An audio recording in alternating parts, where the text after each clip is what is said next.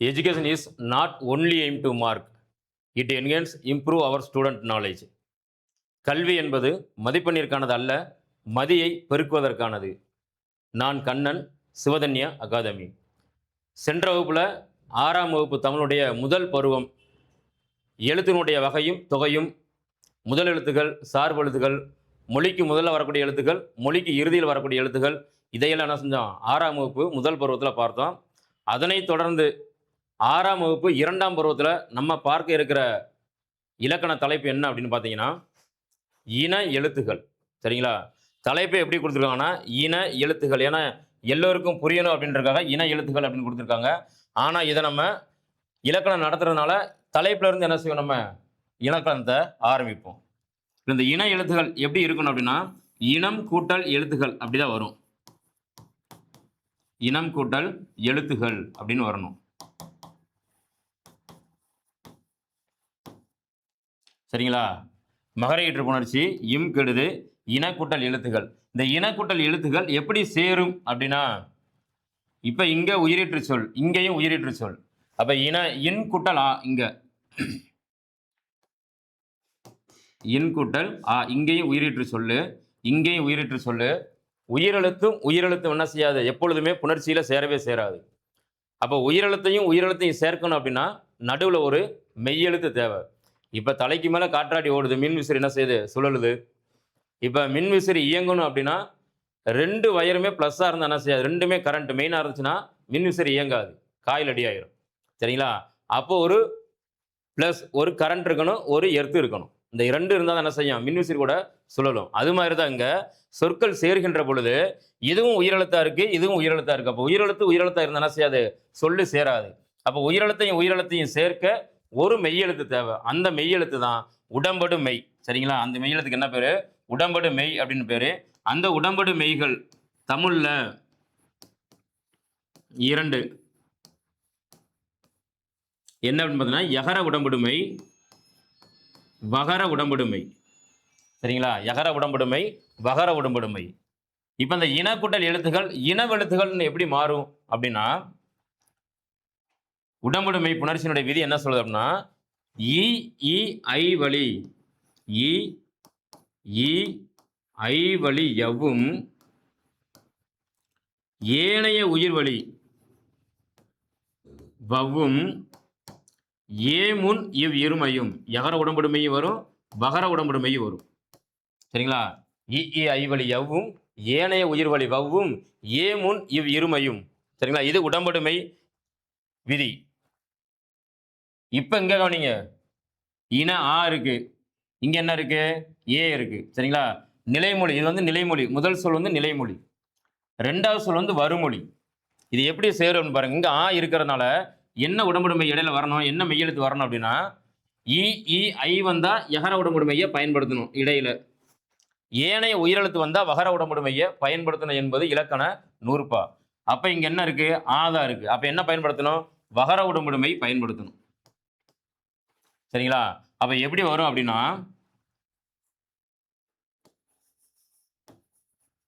இனவ் கூட்டல் எழுத்துகள் அப்படின்னு வரும். இனவு கூட்டல் எழுத்துகள். அப்புறம் உடல் மேல் உயிர் வந்து ஒன்றுவது இயல்பு. ஒரு மெய்யெழுத்தும் ஒரு உயிரெழுத்தும் சேருவதற்கான விதி. அப்ப ஈவு கூட்டல் ஏ என்ன செய்யுது, வேய மாறி மீதி இருக்கிற எழுத்து அப்படியே எழுதிங்க.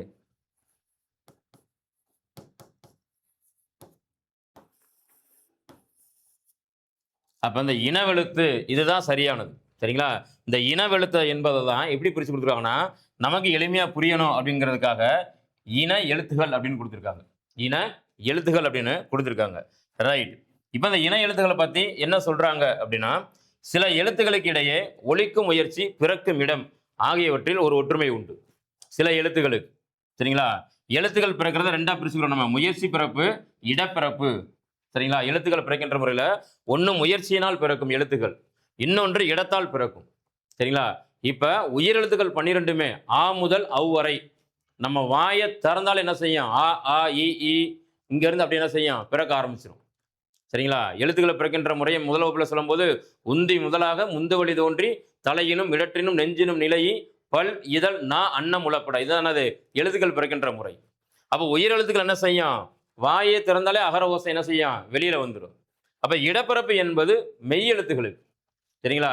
அது எங்க பிறக்கும் அப்படின்னா, க, ச, ட, த, ப, ரா என்று சொல்கின்ற பொழுது மார்பை இடமாக கொண்டு பிறக்கும். சரிங்களா? அடுத்து ய, ர, ல, வ, ழ, எரள, வளல என்று சொல்கின்ற பொழுது அது என்ன செய்யும்? கழுத்தை இடமாக கொண்டு பிறக்கும். ஞங்கன நமனன்னு சொல்லும்போது மூக்கை இடமாக கொண்டு என்ன செய்யும்? பிறக்கும். இப்போ மெய்யெழுத்துக்கள் என்ன செய்யணும்? நம்ம மூன்றா பிரிக்கணும். வல்லினம், மெல்லினம், இடையினம். போன வகுப்புல நம்ம என்ன செய்ய அதை பத்தி தெளிவாக பார்த்துட்டோம். சரிங்களா? அப்ப இந்த மூன்றுமே இடத்தால் பிறக்கக்கூடிய எழுத்துகள். அதான் என்ன செய்றாங்க? முதல் வரியில சொல்றாங்க, எழுத்துகளுக்கு இடையே ஒலிக்கும் முயற்சி, பிறக்கும் இடம் ஆகியவற்றில் ஒற்றுமை உண்டு. ஒரு ஒற்றுமை உண்டு. இவ்வாறு ஒற்றுமை உள்ள எழுத்துகளுக்கு இனவெழுத்துகள் என்று பெயர். இவ்வாறு ஒற்றுமை உள்ள எழுத்துக்களுக்கு என்ன பேரு? இனவெழுத்து என்பது பெயர். ஒருவேளை இந்த வரியிலிருந்து ஒரு வினா, எளிமையான வினா கேட்கலாம் அப்படின்னா, ஒலிக்கும் முயற்சி, பிறக்கும் இடம் ஆகியவற்றில் ஒற்றுமையுள்ள எழுத்துகள் எது அப்படின்னு கேட்கலாம். ஒலிக்கும் முயற்சி, பிறக்கும் இடம் ஆகியவற்றால் ஒற்றுமையுள்ள எழுத்துக்களை எவ்வாறு அழைப்பார் அல்லது எது அப்படின்னு கேட்டாங்கன்னா என்னது? இன எழுத்துகள். சரிங்களா? இப்படி இல்லாம கேள்வி கேட்பாங்க, இவ்வளவு ஈஸியாவா கேட்பாங்க அப்படின்னு நினைக்கக்கூடாது. ஏன்னா இது எல்லா சப்ஜெக்ட் டீச்சர்ஸும் எழுதக்கூடியது. சரிங்களா? அதனால தமிழ் படிச்சவங்களுக்கு இது ரொம்ப எளிமையா இருக்கும். அதே ஒரு ஆங்கில ஆசிரியருக்கு இது என்ன செய்யலாம்? கொஞ்சம் கடினமாக இருக்கலாம். ஒரு கணிதம் படிக்கக்கூடிய ஆசிரியர்களுக்கு இது என்ன செய்யலாம்? கடினமாக இருக்கலாம். அப்ப எதை நம்ம எளிமைன்னு நினைக்கிறோமோ அதுதான் என்ன செய்யும்? வலிமையாக இருக்கும். எளிமைதான் வலிமை. நல்லா ஞாபகத்தில் வச்சுக்கோங்க. அப்ப இன எழுத்துகள், இதுதான் இன எழுத்துக்கள் அப்படின்னு என்ன செய்றாங்க? சொல்றாங்க. சரிங்களா? ஒலிக்கும் முயற்சினாலும் பிறக்கும் இடத்தினாலும் ஒரு ஒற்றுமை உள்ள அந்த எழுத்துக்களுக்கு என்ன பேரு? இன எழுத்துக்கள் என்பது பெயர். சரி. அப்ப மெய் எழுத்துக்கள் மொத்தம் 18ன்னு சொல்லிட்டோம். வல்லினம், மெல்லினம், இடையினம் என்ன செய்றோம்? மூன்றாக பிரிக்கிறோம். வல்லின எழுத்துக்கள் 6, கசட தவிர. மெல்லின எழுத்துக்கள் 6, ஞங்கன நமன. இடையின எழுத்துக்கள் அதாவது மூக்கிற்கும் இந்த மார்பிற்கும் இடையில இருக்கக்கூடிய கழுத்திலிருந்து பறக்கக்கூடியது. சரிங்களா? அது எரள, வளல என்று சொல்லக்கூடிய அந்த 6 எழுத்துக்கள். சரிங்களா? இந்த இந்த 18 எழுத்துக்கள்ல 6 வல்லின மெய் எழுத்துக்களுக்கும் 6 மெல்லின எழுத்துக்கள் என்னது? இன எழுத்துக்கள். வல்லின எழுத்துக்கள் 6க்கும் மெல்லின எழுத்துக்கள் 6ம் என்னது? இன எழுத்துக்கள். சரிங்களா? கசட தபர. இங்கிட்டு ஞங்கன நமன. இங்கிட்டு எழுதுறேன் கவனிங்களேன். அவங்களே படம் கொடுத்துருக்காங்க. இக்கு, இச்சு, இட்டு, இத்து, இப்பு, இரு. சரிங்களா? கசட தபர. இது வல்லின எழுத்து. இந்த வல்லின எழுத்து 6க்குமே மெல்லின எழுத்து 6 என்ன செய்யும்? இன எழுத்தாக என்ன செய்யும்? வரும். சரிங்களா? அது எப்படி வருது? இக்குக்கு இணை எழுத்து என்னன்னா இங்கு. இச்சு, இஞ்சு. இட்டுடையது இன்னு. அப்ப இத்துக்கு இந்து, இப்புக்கு இம்மு, இருக்கு இன்னு. சரிங்களா? இந்த 6க்கும் இந்த 6 என்னது? இன எழுத்துக்களாக வரும் அப்படின்னு என்ன செய்றாங்க? சொல்றாங்க. அடுத்து கவனிங்க. அப்ப 6 வல்லின மெய் எழுத்துக்களுக்கும் 6 மெல்லின எழுத்துக்கள் என்ன செய்யும்? இன எழுத்தாக வரும்.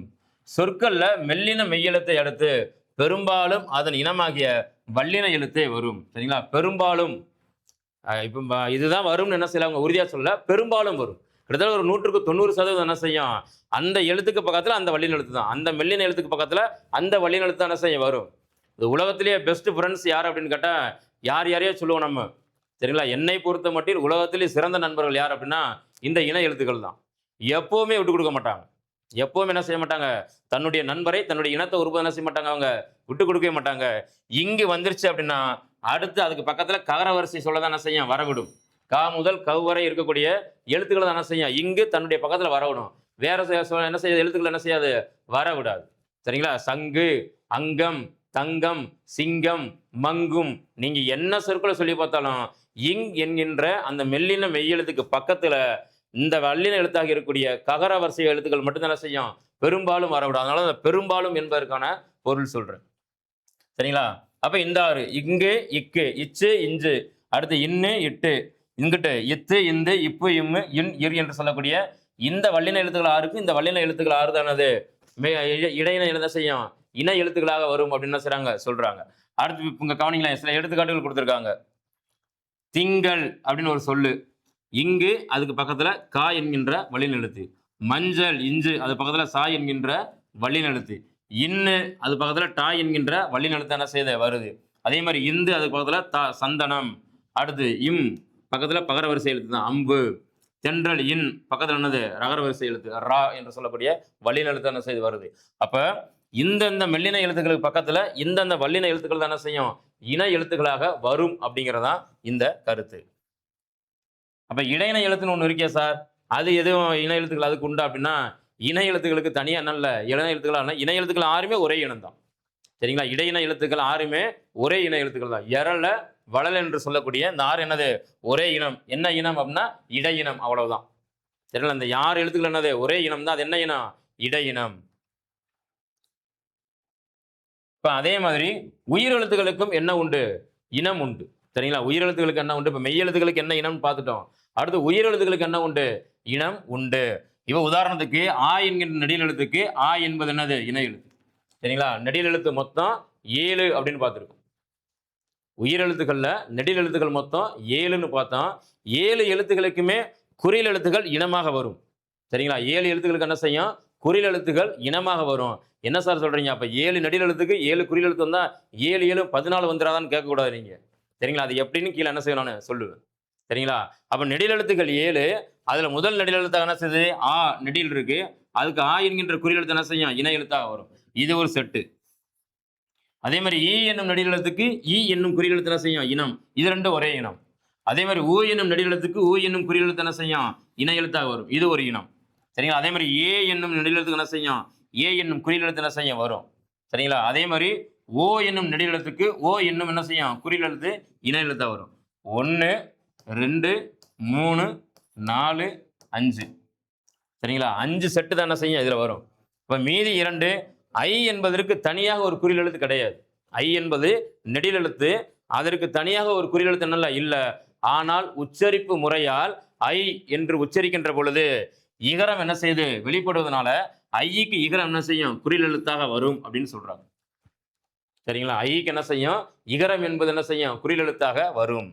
அதே மாதிரி அவ்வுக்கு குறில் எழுத்து கிடையாது. ஆனா உச்சரிப்பால் அவ் என்று சொல்லுகின்ற பொழுது அவ் ஊ என்ன செய்யும், ஆட்டோமேட்டிக்காக வரும். சரிங்களா? அப்ப அவ்வுக்கு என்னது, ஊ என்பது குறில் எழுத்து. இந்த மாதிரி உயிர் எழுத்துக்களுக்கு என்ன உண்டு, குறில் எழுத்துக்கள் இன எழுத்துக்களாக வரும் அப்படிங்கிறதான் இந்த கருத்து. அப்ப இதுல 5 எழுத்துக்கள் என்ன செய்யும், நெடில் எழுத்துக்கள் 5க்கும் அதனுடைய பக்கத்துல என்ன செய்யும், குறில் எழுத்துக்கள் என்ன செய்யும், இனமாக வந்துடும். ஆனா 2 எழுத்து மட்டும் என்ன செய்யுது, உச்சரிப்பால் வருகிறது. இதுல இருந்து வினா வரலாம். சரிங்களா? உயிரெழுத்து 12ல 2 எழுத்துக்கள் என்ன செய்யுது, உச்சரிப்பால் என்ன செய்யுது, தன்னுடைய இன எழுத்தை கூப்பிட்டுக்கிறது. சரிங்களா? மற்றதுக்கெல்லாம் தானாவே இருக்கு, தனித்தனியாக என்ன செய்யுது, எழுத்துக்கள் உண்டு. ஆனா அந்த ஐக்கும் அவுக்கு மட்டும் என்ன உண்டு, உச்சரிப்பினால் என்ன செய்யுது, இன எழுத்து கிடைக்கின்றது. இந்த செய்தி இதுல சொல்லியிருக்காங்க. அடுத்து என்ன சொல்றாங்கன்னா, மெய் எழுத்துக்களைப் போலவே உயிர் எழுத்துக்களிலும் இன எழுத்துக்கள் உண்டு. சரிங்களா? அதான் என்ன செஞ்ச நம்ம மேல பார்த்தோம்.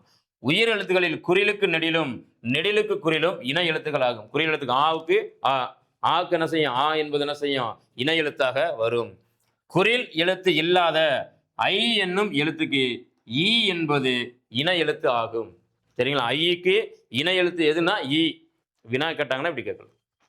சரிங்களா? ஐக்கு என்னது, ஏன்னா உச்சரிப்பால் வரும். சரிங்களா? ஐக்கு தனியாக நல்ல ஒரு இன எழுத்து கிடையாது. ஐ என்னும் எழுத்து உச்சரிப்பால் என்ன உண்டு, இன எழுத்து உண்டு. அந்த ஐ என்று உச்சரிக்கின்ற பொழுது ஈ என்பது என்ன செய்யும், இன எழுத்தாக வரும். அதே மாதிரி அவ் என்னும் எழுத்துக்கு ஊ என்பது என்ன எழுத்து, இன எழுத்து. அவ் உச்சரிக்கும் போது என்ன செய்யுது, அந்த ஊ என்ன செய்யுது, கடைசியாக வருகின்றது. ரைட். சொல்லில் உயிர் எழுத்துக்கள் சேர்ந்து வருவது இல்லை. சொல் என்ன செய்யல, உயிர் எழுத்துக்கள் சேர்ந்து வர மாதிரி இந்த மாதிரி சொற்கள் இருக்கா அப்படின்னா சத்தியமா இல்லை. ஆனா அளபடையில் உண்டு. சரிங்களா? சொற்கள்ல நெடில் எழுத்து பக்கத்துல ஒரு குறில் எழுத்து வந்து ஒரே எழுத்தா வருமா அப்படின்னா இல்ல. உயிர் எழுத்துக்கள் என்ன செய்யல, சொல்ல சேர்ந்து வருவது கிடையாது. ஆனா அளபடையில் மட்டும் நெடிலை தொடர்ந்து அதன் இனமாகிய குறில் எழுத்து சேர்ந்து வரும். சரிங்களா? அளபடையில் மட்டும் இது வினாவாக வரும். அளபடையில மட்டும்தான் என்ன செய்யும், நெடில் எழுத்துக்கு அதன் இனமாகிய குறில் எழுத்து என்ன செய்யும், சேர்ந்து வரும். வேற எங்கேயும் என்ன செய்யாத உயிரெழுத்து சேர்ந்து வராது. சரிங்களா? இப்போ உதாரணத்துக்கு என்ன கொடுத்துருக்காங்க, ஓ ஓதல் வேண்டும் ஒளிமால்கும். திருக்குறள், குறள் எண் 653. சரிங்களா? முழு குறளையும் சொல்ல முடியும், நமக்கு அது தேவையில்லை. ஓவுதல் வேண்டும். சரிங்களா? ஓதல்னா என்னது, ஓவுதல், நீக்குதல், தவிர்த்தல் அப்படின்னு வருது. சரிங்களா? தவிர்த்தல் என்பது அதனுடைய பொருள். அதே மாதிரி இங்க கவனிங்க, ஓ ஓ, இங்க கவனிங்க, தூவும் தூவும் தூவும், கெடுப்பதும் கெட்டார்க்கு சார்வாய் மற்றாங்கே எடுப்பதும் எல்லாம் மலை. ஊ ஊ ஊ நெடில் எழுத்துக்கு அதனுடைய இன எழுத்தாக குறில் எழுத்து என்ன செய்து வருது. அதே மாதிரி தளி ஈ ஈ தளினா தழுவுதல். சரிங்களா? இது செய்யுளிசை அளபடை. ஓதல் என்பது என்னது? செய்யுளிசை அளபடை. அளபடை நடத்தும்போது என்ன செய்வோம்? நல்ல விளக்கமாக சொல்லுவோம். ரைட். அப்ப தளி ஈ நெடில் எழுத்து அதனுடைய குறில் எழுத்து என்ன செய்யுது? ஈ என்பது வந்திருக்கு. இந்த மாதிரி அளபடையில மட்டும்தான் என்ன செய்யும்? நெடில் எழுத்தை தாண்டி நெடில் எழுத்தை தொடர்ந்து ஒரு குறில் எழுத்து என்ன செய்யும்? நமக்கு இனவெழுத்தா வருமே ஒழிய தமிழ் மொழியில் தனியாக ஒரு சொல் என்ன செய்யல இந்த மாதிரி வருவதில்லை. சரிங்களா? இந்த ஒரு கருத்தையும் சொல்றாங்க. கீழே அவங்களே கொடுத்துருக்காங்க. தமிழ் எழுத்துக்களில் ஆயுத எழுத்துக்கு மட்டுமே இன எழுத்து இல்லை. இதான் வினா. தமிழ் எழுத்துக்கள்ல இன எழுத்து இல்லாத எதுன்னா ஆயுத எழுத்து தான். இது வினா. சரிங்களா? தமிழ் எழுத்துக்களில் இன எழுத்து இல்லாத எழுத்து அப்படின்னு கொடுத்துட்டு என்ன செய்வாங்க? டா இட்டு அப்புறம் ஒரு இரு ஒரு இன்னு இடையில அக்குன்னு கொடுத்துட்டாங்க. அப்ப அக்கு என்பது என்னது? நமக்கு விடை. சரிங்களா? அப்ப தமிழ் எழுத்துக்கள்ல இன எழுத்தே இல்லாத எழுத்து எது அப்படின்னா ஆயுத எழுத்து மட்டும்தான். ஆயுத எழுத்துக்கு என்ன கிடையாது? இன எழுத்து கிடையாது. சரிங்களா? ஆயுதத்திற்கு இன எழுத்து கிடையாது. சரிங்களா? இப்ப இன எழுத்துக்கள் இவ்வளவு விஷயங்கள் என்ன செய்றாங்க சொல்றாங்க. கீழே நமக்கு ஒரு பாடல் கொடுத்துருக்காங்க. இந்த பாட்டுல இருக்கக்கூடிய இன எழுத்து சொற்கள் என்ன செய்யணும்? கண்டுபிடிக்கணும் அப்படின்னு என்ன செய்றாங்க? கொடுத்துருக்காங்க. தங்க பாப்பா வந்தாலே சிங்க பொம்மை தந்தாலே பஞ்சு போன்ற கையாலே பண்டம் கொண்டு வந்தாலே பந்தல் முன்பு நின்றாலே கம்பம் சுற்றி வந்தாலே தென்றல் காற்றும் வந்ததே தெவிட்டா இன்பம் தந்ததே அப்படின்னு ஒரு அழகான பாடல் என்ன செய்றாங்க? கொடுத்துருக்காங்க. இதுல நிறைய அந்த இன எழுத்துக்கள் வர்ற மாதிரி சொற்கள் என்ன செய்றாங்க? கையாண்டு இருக்கிறார்கள். இப்ப தங்க பாப்பா தங்க இங்க இது ஒரு இனச்சொல். அதே மாதிரி இந்து வந்தாலே இந்த பாப்பா என்பது என்ன கிடையாது? இன எழுத்து கிடையாது. சரிங்களா? அதனுடைய வல்லெழுத்து என்ன செய்யுது? மிகுந்து வந்திருக்கு. அதனால இன எழுத்து என்ன செய்யல? வரல. அதே மாதிரி 2வது சொல்ல பாருங்க. சிங்க இங்குக்கு பதிலா கா வந்திருக்கு. இது கிடையாது. சரிங்களா? அதனுடைய இன எழுத்து என்ன செய்யுது? வந்திருக்கு. சரிங்களா? தந்தாலே இந்துக்கு பதிலா தா என்கின்ற எழுத்து என்ன செய்யுது? வந்திருக்கு. அதே மாதிரி பஞ்சு இஞ்சுக்கு பதிலா சகர எழுத்து என்ன செய்யுது? வந்திருக்கு. அதே மாதிரி போன்ற இன்னுக்கு பதிலா ரா என்ன செய்யுது? வருது. அடுத்து இங்க கையால என்ன செய்யாது? இன எழுத்து வராது. இது இல்ல. சரிங்களா? பண்டம் இன் பக்கத்துல டா கொண்டு இன் பக்கத்துல டூ வந்தாலே இன் பக்கத்துல தா.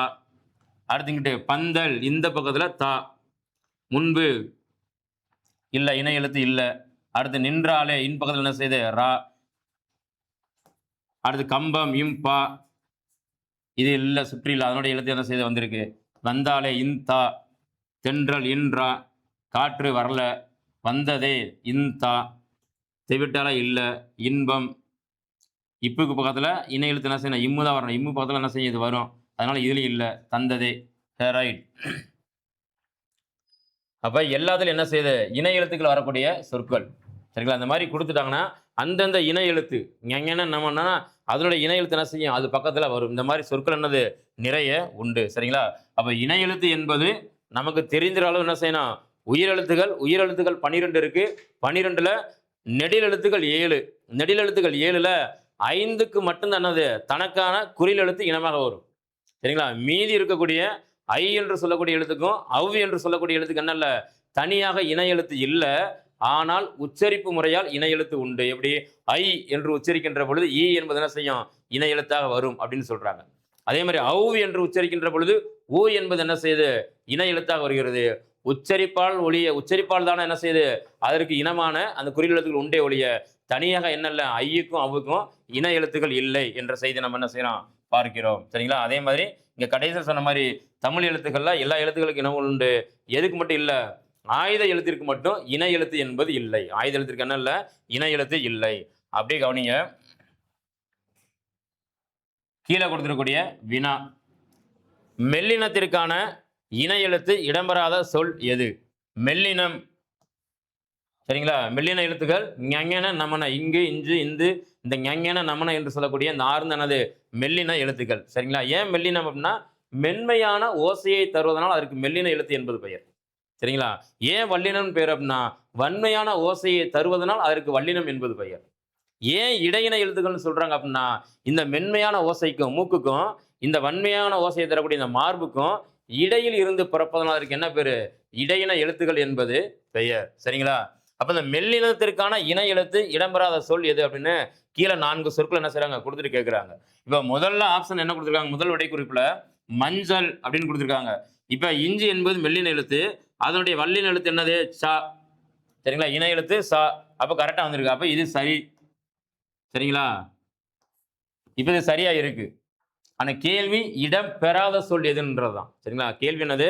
இடம் பெறாத சொல் எதுன்னு கேட்குறாங்க. இப்போ வந்தான் இந்த பக்கத்தில் என்ன இருக்கு? தா நெடில் இருக்கு. சரியா? தா வரிசையில் என்ன செய்த எழுத்து இருக்கு. அப்போ இந்தோடைய இனம் எழுத்து என்னது? தா தான். அப்போ இதுவும் சரிதான். இதுவும் சரியா தான் வந்திருக்கு. சரிங்களா? அப்போ கடைசி சாதனை பாருங்க. இம்மு பக்கத்தில் பகர வரிசை என்ன செய்து வருது. அப்போ அதுவும் சரிதான். கரெக்டானது இன எழுத்து தான். அப்போ இடம்பெறாத சொல் எது? மீதி இருக்கக்கூடிய இந்த கண்ணில் அப்படிங்கிற இந்த சொல்லு தான். ஏன் அப்படின்னா இன்னுடைய இன எழுத்து என்னது? இட்டு டகர வரணும். இப்போ இங்கனுக்குள்ள கண்டம்னு வந்திருக்கணும். அப்பதான் அது என்ன செய்யும்? சரியான இன எழுத்து சொல்லாக இருக்கும். ஆனா எப்படி வந்திருக்கு? கண்ணில் வந்திருக்கு. அதனுடைய எழுத்து என்ன செய்யுது? ஒட்டி வந்திருக்கு. அதனால இது என்ன இல்ல? இடம்பெறாத சொல். மெல்லினத்திற்கான இன எழுத்து இடம்பெறாத சொல் கண்ணில். சரிங்களா? இதுதான் அது விடை. அடுத்து தவறான சொல்லை வட்டமிடுக. இதை பார்த்தால் நம்ம என்ன செய்யலாம்? எளிமையாக கண்டுபிடிக்கலாம். இப்போ அதர் சப்ஜெக்ட் டீச்சர்ஸ் கொஞ்சம் என்ன செய்யலாம்? சொற்கள் நிறைய தெரிஞ்சிருக்கணும். தமிழ் மொழியில சொற்கள் தெரிஞ்சிருந்தா என்ன செய்ய முடியும்? சரி எது தவறு எதுன்றதை நம்ம கண்டுபிடிக்க முடியும். அதுக்கு லகர லகர வேறுபாடுகள், ரகர ரகர வேறுபாடுகள், சரிங்களா? நகர நகர வேறுபாடுகள், இந்த வேறுபாடுகள் தெரிஞ்சாதான் இந்த சொல் சரி அப்படின்னு கண்டுபிடிக்க முடியும். ஏன் சொல்றேன் அப்படின்னா, இப்ப கண்டான் என்பது சரிதான். இதுல எந்த விதமான தவறும் கிடையாது. சரிங்களா? இது வேணதான் சரியா தான் இருக்கு. இங்க நண்டு என்பது இந்த சொல்லு சரிதான். இங்க வண்டு என்பது இந்த சொல்லும் சரிதான். இதெல்லாம் சரியானது தான். சரிங்களா? ஆனா அந்த வென்றான் மட்டும் பாருங்களேன். வென்றான் இடையில இந்த இடையின ரகரம் வந்திருக்கு. இடையின ரகரம் என்ன செஞ்சிருக்கு? வந்திருக்கு. அப்ப இது என்னது? தவறு. ஏன்னா வென்றான் நம்ம எழுதும்போது எப்படி எழுதுவோம்? வல்லின ரகரம் வரணும். இந்த எழுத்துக்கு பக்கத்துல இந்த ரகரம் தானே செய்யும் இன எழுத்தாக வரும் அப்படின்னு நம்ம பார்த்துருக்கோம். சரிங்களா? அப்ப வென்றான் வந்திருக்கணும். ஆனா இடையின ரகரம் என்ன செஞ்சிருக்கு? வந்திருக்கு. அப்ப இதுதான் என்னது? தவறான சொல். இதுதான் என்னது? தவறான சொல். இந்த 3 என்னது? சரி. இது என்னது? தவறு. சரிங்களா? இப்ப நண்டு நண்டு என்பது என்ன வகை குற்றியலுகரம்? நண்டு என்பது என்ன வகை குற்றியலுகரம் அப்படிங்கிறத நீங்க கீழே என்ன செய்யுங்க? கமெண்ட்ல சொல்லுங்க. ஏன்னா ஏற்கனவே குற்றியலுகரம் எப்படி கண்டுபிடிக்கணும்னு முதல் வகுப்புல என்ன செஞ்சேன்? ஒரு எளிமையா ஒரு விஷயம் சொல்லி ஒரு ட்ரிக் சொல்லி கொடுத்துருக்கேன். சரிங்களா? நண்டு என்பது என்ன வகை குற்றியலுகரம் அப்படிங்கிறத நீங்க என்ன செய்யுங்க? கீழே கமெண்ட்ல சொல்றீங்க. தயவு செய்து கமெண்ட்ல யாரும் என்ன செய்ய வேணாம்? சூப்பரா நடத்துறீங்க, எக்ஸலண்டா இருக்கு, அப்படி இருக்கு, இப்படி இருக்கு, இது தேவையே இல்லை. சரிங்களா? நான் கேட்கிற வினாவுக்கு மட்டும் நீங்க விடை கொடுத்தா போதும். நான் ஒரு வினா கேட்கிறேன், அந்த வினாவுக்கு என்ன செய்யுங்க? விடை மட்டும் கொடுங்க. தயவு செய்து யாரும் என்ன செய்ய வேணாம்? ரொம்ப பாராட்ட வேணாம். போட்டுனாலும் சரி, தோற்றுனாலும் சரி, என்னுடைய வேலை என்ன செய்யுது? பணி செய்வது தான். சரிங்களா? அதே மாதிரி நிறைய பேர் கொடுக்கும்போது ஐயான்னு எழுதுறீங்க. இந்த ஐயான்னு எழுதும்போது அதுக்கே ஒரு வீடியோ போடணும்னு நினைச்சிட்டு இருந்தேன். இங்க இடம் இருந்தால் கூட எழுதி சொல்லிடுறேன். நிறைய பேர் ஐயா வகுப்பு நன்றாக உள்ளது ஐயா அப்படின்னு இப்படி எழுதியிருக்கீங்க. ஆனா கவனிக்கிறது இலக்கண வகுப்பு. நீங்களே இப்படி இலக்கண தவறோட எழுதுனா அப்புறம் என்ன பண்றது? ஐயா ஐயா இதுல எது சரி? நம்ம தமிழ் மொழியில அழகாக உயிரெழுத்துல இரண்டு மாத்திரை கொண்ட அந்த ஐ என்னும் எழுத்து நெடில் எழுத்து இருக்கின்ற பொழுது ஏன் இதனுடைய மாத்திரை பாருங்களேன்? ஐக்கு நெடில் எழுத்து 2 மாத்திரை, யா நெடில் எழுத்து 2 மாத்திரை, மொத்தம் 4 மாத்திரைகள் கொண்ட ஒரு சொல் இது. ஒரு முழுமையான சொல். ஐயனா சிறந்தவர், உயர்ந்தவர் அப்படின்னு அர்த்தம். சரிங்களா? 4 மாத்திரை கொண்ட ஒரு சொல்ல ஐயான்னு நீங்க இப்படி எழுதும்போது ஆவுக்கு எத்தனை மாத்திரை? 1. ஈ என்பது என்னது? மெய்யெழுத்து அரை மாத்திரை. யா என்பது நெடில் எழுத்து 2 மாத்திரை. ஏன் 3 மாத்திரையா குறுக்குறீங்கன்னு தான் எனக்கு தெரியல. தயவு செய்து என்ன செய்யாதீங்க? கமெண்ட்ல கீழே கொடுக்கும்போது ஐயான்னு இப்படி எழுதாதீங்க. தயவு செய்து இலக்கணம் படிக்கின்ற பொழுது நீங்க பயன்படுத்தக்கூடிய வார்த்தைகள் கூட சரியாக இருக்க வேண்டும். சரிங்களா? அப்ப ஐயா என்ன செய்யக்கூடாது? இப்படி எழுதக்கூடாது. 4 மாத்திரை அளவுள்ள ஒரு சொல்லை முழுமையாக உச்சரிக்கக்கூடிய ஒரு சொல்லை. ஏன் ஐ என்பது தமிழ் எழுத்து தானே? உங்களுக்கு எதுவும் அது வேறுபாடு தெரியுதுங்களா? ஐ என்பது தமிழ் எழுத்து தான், நெடில் எழுத்து தான். நீங்க என்ன செய்யலாம்? தைரியமாக ஐயா என்றே பயன்படுத்தலாம். சரிங்களா? சங்க இலக்கியங்களை பூரா அந்த ஐயா என்கின்றது இதுதான் இருக்கு. ஐய அப்படின்னு ஆரம்பிக்குது. சரிங்களா? கம்பராமாயணத்துல கூட ஒரு அழகான ஒரு பாட்டு வரும். சரிங்களா? எம்முலை அகனமர் காதல் ஐய நின்னோடு எழுவரானோம். சரிங்களா? குன்று சுழான் மகரோடு அறுவரானோம் நின்னோடு எழுவரானோம் அப்படின்னு செய்ய எம் உலை அகநமர் காதல் ஐய அந்த கம்பராமாயண பாட்டு. சரிங்களா? ஐய அப்படிங்கிற வார்த்தை என்ன செய்றாங்க? ஐ தான் பயன்படுத்துறாங்க. நீங்க ஏன் இப்படி ஐயா அப்படின்னு என்ன செய்ய எழுதக்கூடாது? இலக்கணம் படிக்க ஆரம்பிச்சீங்கன்னா என்ன செய்யக்கூடாது? எழுதக்கூடாது. அதே மாதிரி மாத்திரை மாத்திரை கண்டுபிடி குறில் எழுத்துக்கெல்லாம் 1 மாத்திரை, நெடில் எழுத்து நீண்டு ஒலித்தலை 2 மாத்திரை, புள்ளி வச்ச எழுத்துக்கெல்லாம் 1/2 மாத்திரை. நல்லா என்ன செய்ய ஞாபகத்தில் வச்சுக்கோங்க. சரிங்களா? ரைட். அப்ப இனிமேல் என்ன செய்ய பயன்படுத்தும் போது ஐயா என்ன செய்ய எழுதுங்க. நான் கேட்ட கேள்வி நண்டு என்பது என்ன வகை குற்றியலுகரம் அப்படின்னு என்ன செஞ்சிருக்கேன்? கேட்டிருக்கேன். ஏன்னா இதுக்கு முன்னால நிறைய நீங்க என்ன செஞ்சிருப்பீங்க? படிச்சிருப்பீங்க. படிக்காதவங்களா இருந்தால் குற்றியலுகரம் நடத்தும்போது என்ன செய்யுங்க தெரிஞ்சுக்கங்க. ஏற்கனவே தெரிஞ்சவங்களா இருந்தீங்கன்னா என்ன செய்யுங்க, நண்டு என்பது என்ன வகை குற்றியலுகரம் அப்படின்னு என்ன செய்யுங்க சொல்லுங்க. அடுத்து இந்த இணை எழுத்துக்களை வேற எதுவும் நம்ம பார்க்க வேண்டியது இருக்கு அப்படின்னா, கீழே வர மொழித்திறன் பயிற்சி நிறைய கொடுத்துருக்காங்க. சரிங்களா? நம்ம தலைப்பு ரிலேட்டடா மட்டும் உங்களுக்கு சொல்லித் தர்றேன். இந்த அங்க இருக்கு.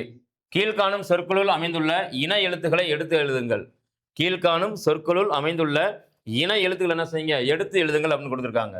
இப்ப சங்கு இதை இன எழுத்து சொல்லலாம். ஆமா, இங்கு பக்கத்துல ககர வரிசை வந்திருக்கு. அப்ப இது சரிதான் 1. நுங்கு அப்படின்னு கொடுத்துருக்காங்க. இங்கு பதிலா சகர வரிசை வந்திருக்கு. இது பண்ணதான் சரிதான். பிஞ்சு இஞ்சு பதிலா சகர வரிசை வந்திருக்கு. அப்ப இது பண்ணதுதான் சரிதான். வஞ்சம் இஞ்சு பதிலா சா வந்திருக்கு. அப்ப இதுவும் சரிதான். பண்டம் இன் பதிலா டா இருக்கு. அப்ப இது பண்ணதான் சரிதான். சுண்டல் இன் பக்கத்துல டா இருக்கு. இது பண்ணதான் சரிதான். சரிங்களா? வண்டி என்பது இன் பக்கத்துல டகர வரிசை தான் இருக்கு. அப்ப அதுவும் சரிதான். சரிங்களா? பந்தயம் இந்த பக்கத்துல தா இருக்கு. அப்ப இது பண்ணதுதான் சரிதான். அதே மாதிரி இங்க பந்து இந்த பக்கத்துல என்னது தகர வரிசை வந்திருக்கு. இதுவும் சரிதான். எல்லாமே என்னது சரியான சொற்கள் தான். கீழ்காணும் சொற்களுள் அமைந்துள்ள இன எழுத்துக்களை எடுத்து என்ன செய்யுங்க, எழுத சொல்லியிருக்காங்க. அப்ப இன எழுத்துக்கள் என்னதான், இங்கே, அடுத்து இங்க இஞ்சு, அடுத்து இன்னும் டாவும், அடுத்து இன்னுட்டா மறுபடியும் வந்திருக்கு. இன்னுட்டா வரிசையில வந்து செய்து வருது. பந்தயம் இந்து வந்திருக்கு. அடுத்து என்னது கற்கண்டு இன் டூ வந்திருக்கு. அடுத்து தென்றல் இன் பத ரகரம் வந்திருக்கு. இங்க நன்று. எல்லா சொற்களும் சரியான சொற்கள் தான். ஆனா இதுல இருக்கக்கூடிய இன எழுத்துக்கள் என்ன செய்யறாங்க, எடுத்து எழுதி வச்சிருக்காங்க. அப்புறம் இங்கு கு, சரிங்களா? அதே மாதிரி இஞ்சு, அதே மாதிரி இங்கிட்டு இன்னு வந்திருக்கு. எதை எடுத்து எழுதிடுவோம். இங்கு அடுத்துல இஞ்சு வந்திருக்கு. அடுத்து இன்னு, அதனுடைய இன எழுத்தோட என்ன செஞ்சிருக்கு வந்திருக்கு. அடுத்து பந்தயம் இந்து வந்திருக்கு. அடுத்து கண்டு கற்கண்டு இன் பதில் டா தான் வந்திருக்கு. அந்த இன்னும் ஏற்கனவே எழுதிட்டோம். அடுத்து தென்றல் இன் பதில் ரகரம் வந்திருக்கு. ரைட். நன்று இன் பக்கத்தில் ரகரம் வந்திருக்கு. ரைட். அப்போ கிட்டத்தட்ட என்னது 1, 2, 3, 4, 5 வகையான இன எழுத்துக்கள் என்ன செய்யுது, இந்த சொற்கள் எல்லாம் பயன்படுத்தப்பட்டிருக்கு. சரிங்களா? இது மொழித்திறன் பயிற்சிகள் சும்மா கொடுத்துருக்காங்க. 6ஆம் வகுப்பு மாணவர்கள் அப்படிங்கிறனால அவங்க தெரிஞ்சுக்கிறணும். சரிங்களா? எப்பவுமே இலக்கணத்தை எழுதி பயிற்சி பெறணும். அப்போதான் என்ன செய்யாது, நினைவில் இருக்கும் அப்படின்றக்காக ரொம்ப எளிமையாக என்ன செய்றாங்க கொடுத்துருக்காங்க. சரிங்களா? ரைட். அப்போ அந்த இன எழுத்துக்கள் பகுதியில் நம்ம என்ன செய்கிறோம், உயிர் எழுத்துக்களில் எதெல்லாம் இன எழுத்துக்கள் அப்படின்னு பார்த்தோம். மெய் எழுத்துக்கள் 18ல் வல்லினம், மெல்லினம், இடையினம். இந்த வல்லின எழுத்துக்கள் 6, மெல்லின எழுத்துக்கள் 6. எந்தெந்த எழுத்துக்கு எந்தெந்த எழுத்து என்ன செய்யும், இன எழுத்தாக வரும் அப்படின்னு பார்த்தோம். அதே மாதிரி உயிரெழுத்துக்கள் அது என்ன செய்யும், தன்னுடைய அந்த ஒழிப்பு முறையால் என்ன செய்யுது, தன்னுடைய இன எழுத்துக்கள் என்ன செய்யுது, கொண்டு விளங்குகின்றது. அப்புறம் அங்கிட்டு பார்த்தோம் அப்படின்னா ஆயுத எழுத்துக்கு என்ன இல்லை, இன எழுத்து தமிழ் எழுத்துக்கள்ல இல்லை அப்படின்றது ஒரு முக்கியமான செய்தியை நம்ம என்ன செஞ்சிருக்கோம், பார்த்துருக்கோம். இதனை தொடர்ந்து அடுத்த வகுப்புல என்ன செய்வோம், அடுத்து 2ஆம் பருவத்தில் 2வது இயல்ல என்ன இலக்கணம் கொடுக்குறாங்க அப்படிங்கிறத பார்ப்போம்.